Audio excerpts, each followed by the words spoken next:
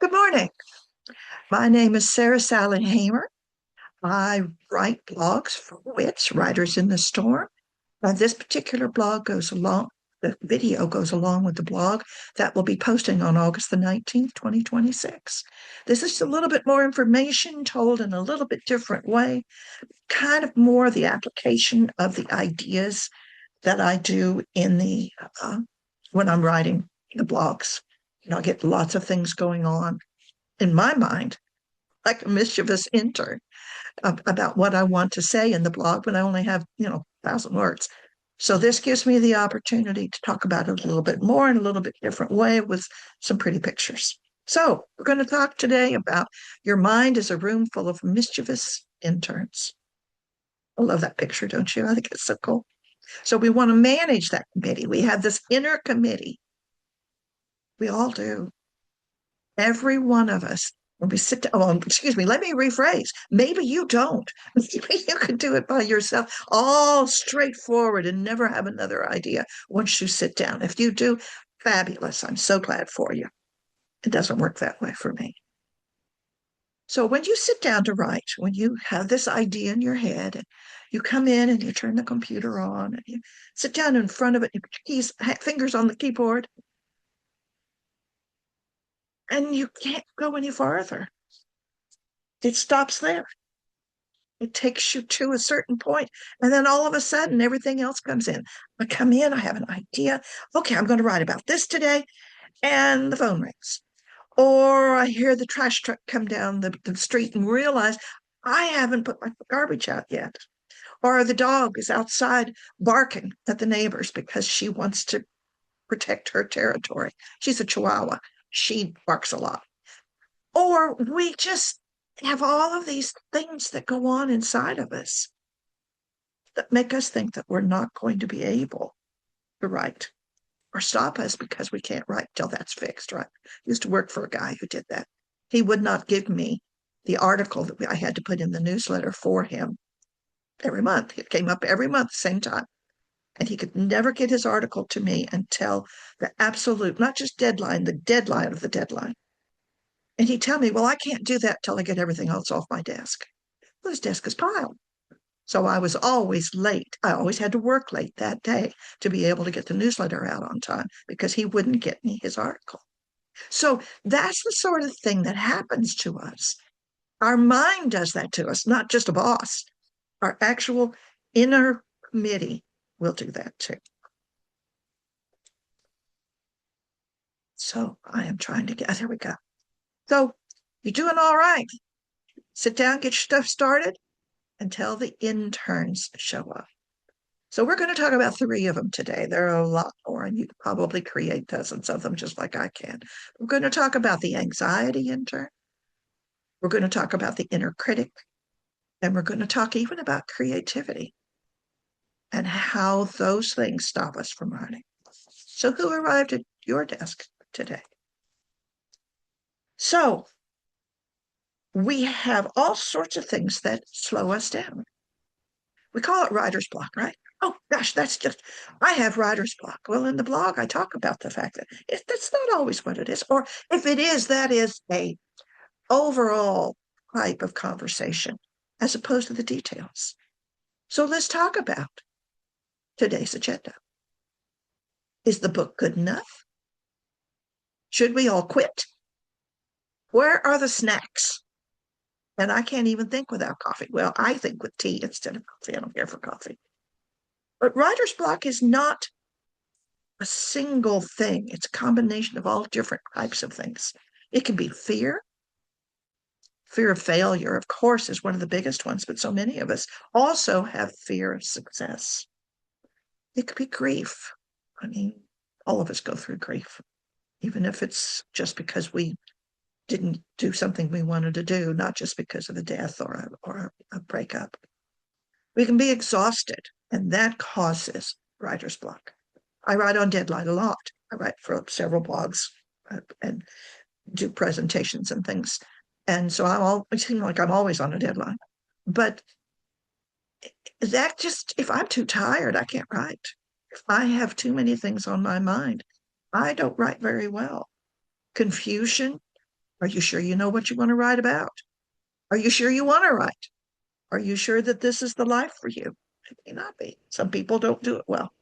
Then you can just be overwhelmed, flat overwhelmed. Because you're not just one voice, you are a committee. So anxiety is growth versus growth versus safety. The inner critic can be adventure versus certainty. Because of course the inner critic is going to tell you, no, no, no, no. That isn't the way that works. You should be. And I'm going to talk more about the inner critic here in just a minute. And the publishing versus hiding. These things can all work in different ways. We have all of these different pieces. So what kind of stuck are you? So let's talk about anxiety. Our intern that lives with anxiety is protecting you.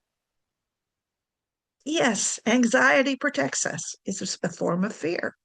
It keeps us from screwing up, or so our bodies and our mind think. But that's not just the thing. It is also about having all of your ducks in a row, knowing what you want. So here, look at the current concerns on this little thing. Your email tone, your typos, the thing you said 20 years ago, the official rejection that you got, imaginary criticism. All of these things are things at that sign below that, just checking on every possible disaster. Boy, isn't that the case. Have something come up and everything that's ever been bad in your life comes up too. I have a place on my wall here where I have my rejection letters, the good ones, because I have some really good rejection letters. You know, people who really liked my books. I mean, publishers who really liked my books.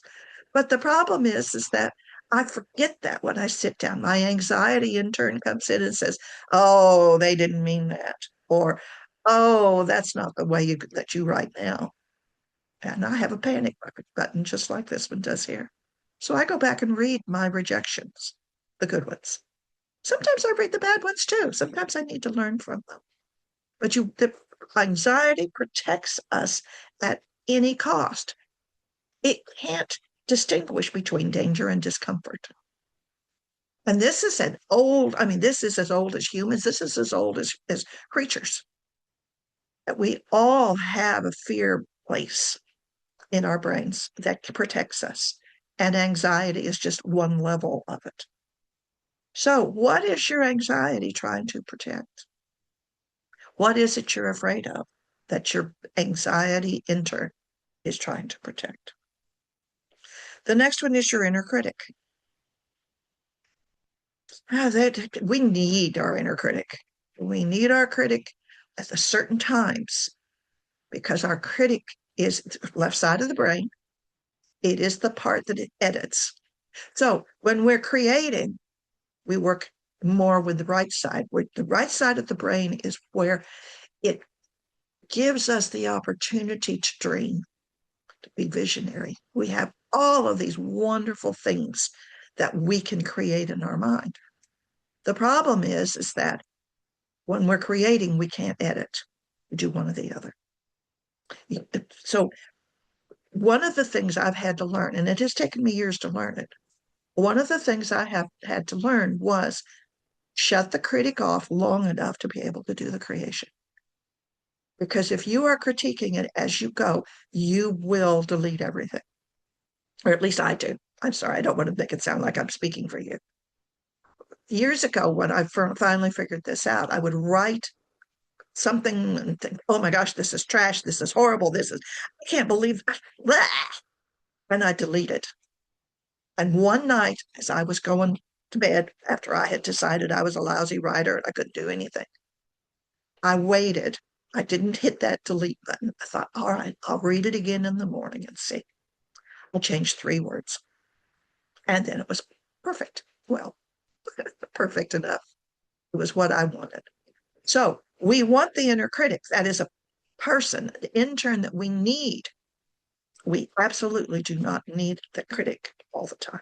sometimes we need to have the creativity, which we're getting to next. And there she is. He has brilliant ideas. Oh my gosh, they come out of nowhere. You're standing in the shower and you get a full book. In fact, I had the title of one of my books just drop into my mind. It was perfect. What I was, and water wash over me. So it's not that we don't want this creativity. Of course we do. But it's another one that we want to have control of. We want to be able to say, okay, wait a minute. I don't need that new character. I have a student that writes beautifully, amazingly beautiful, but she can't finish a book, at least hasn't yet, because she falls in love with another character. So she starts the book with A character, and then she includes B character, and then here comes C, and she leaves A alone. A disappears from the book mostly because now she's enamored with another character. She's up to M on this book. She has, what is that, 13, 14 different characters, each one that she stops and tells their story because she falls in love with them. Nothing wrong with that, unless you're trying to finish a book. So they're unpredictable. You never know what your mind is gonna come up with. You should write it down. I think it's a wonderful idea just to write that down and have that saved in the background for the next book or for this book, but just decide who's going to be the real character. I'll give you a great example. Herman Melville. He wrote Moby Dick. His character, really, the one who starts it, is Ishmael. And then he decides that Ishmael is not the character he wants. What is it, 3, 4 chapters that he writes about Ishmael? Something, whatever that is. It's been a while since I've read it. And then he changes to the captain, Ahab. He falls in love with Ahab. And so the rest of the book is about Ahab. He still sold it. It's still a classic. I'm not saying there's anything wrong with the book. I'm saying that's what happens when we allow our creativity to run amok, so to speak, and we don't use that internal editor to be able to come back and say no. And also,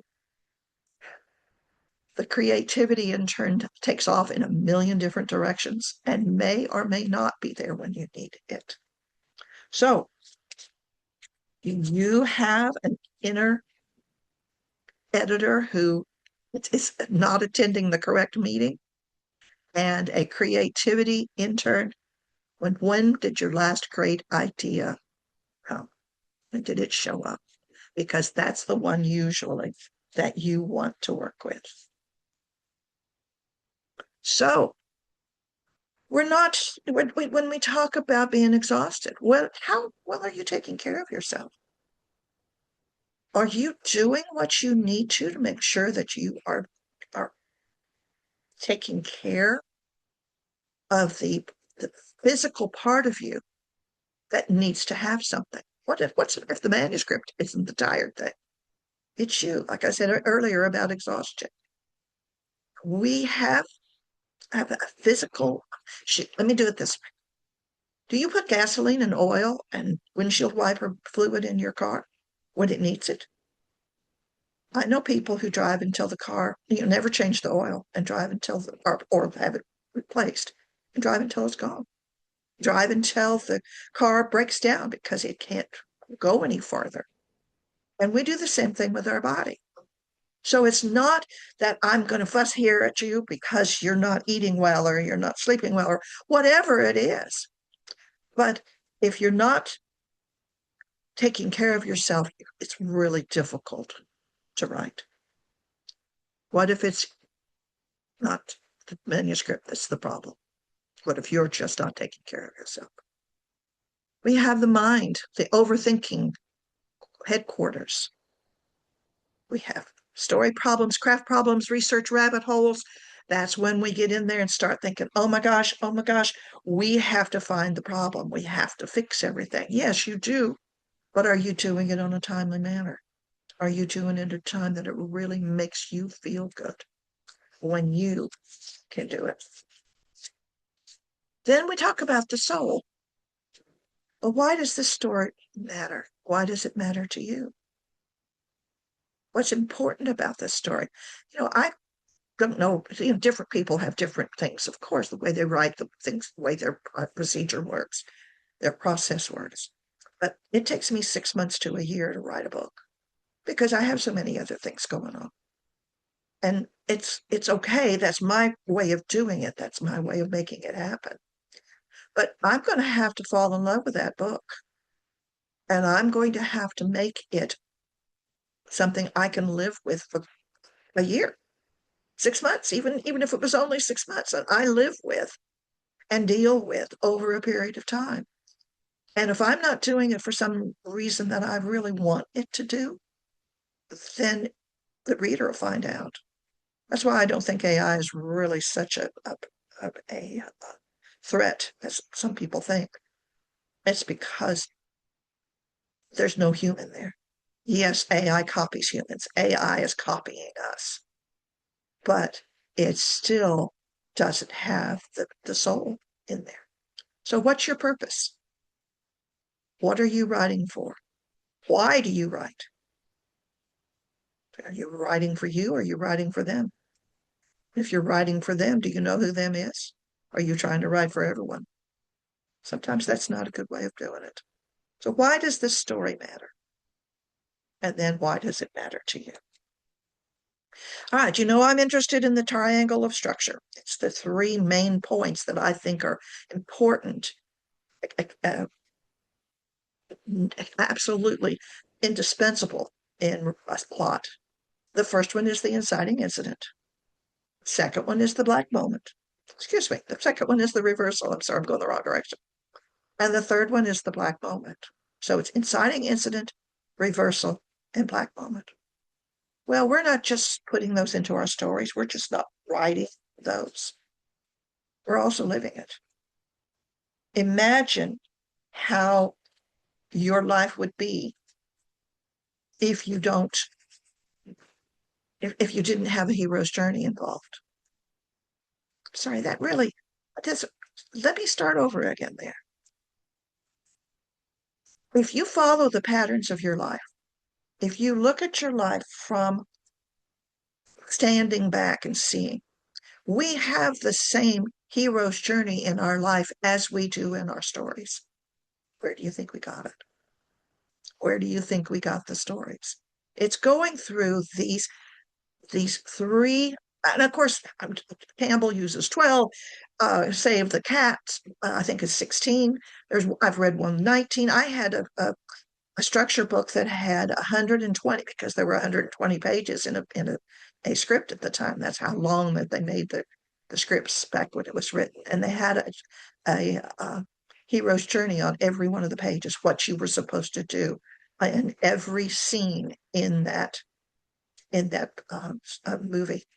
And I'm not saying it wasn't a great book. I'm not saying it wasn't a great way of doing it. Drove me crazy. I'm not that much of a plotter, but and I know people who are, and it works perfectly for them. I finally gave it to someone who was a plotter because it wasn't working for me. But we still use these the three main ones for me. The ones that I think are the most important are these three.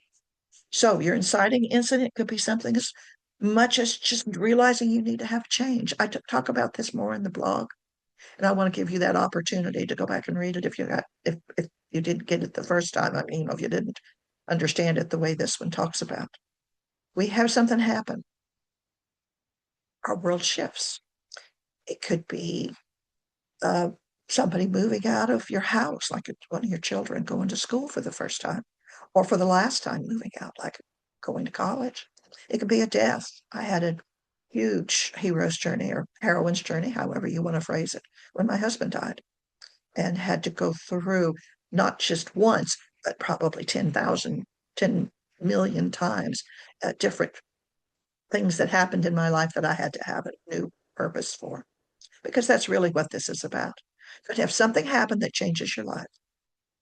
We're going to eventually have to realize through the reversal or at the reversal moment that the way you've been handling things is not conducive to them working. And then the black moment when you have to make a sacrifice. What are you going to give up? And how are you going to make it work? So then you figure out who's running the show. You sit down with all of your interns and you decide, are you in charge? Or are you going to let those interns tell you what to do? It's not a terrible thing if you have an intern. In fact, interns help us a lot. Like I said, I want anxiety to be able to make me slow down and look again before I make a decision.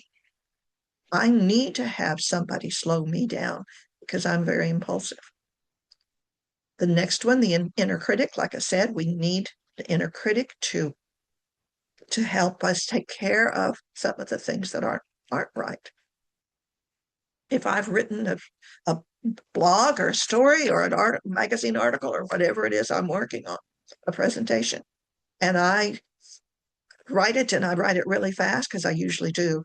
The first draft is usually just as fast as I can put it on the page. But then I pull out my inner critic and I sit down and read it again and make sure it's what it needs to be. I even do that when I write an email. Otherwise, I get in a lot of trouble. And then the creativity intern, I think, is one of the most important because that's where our ideas come from and how we stay excited about what we do. So the goal isn't silence or perfection for that functional office. The goal is leadership.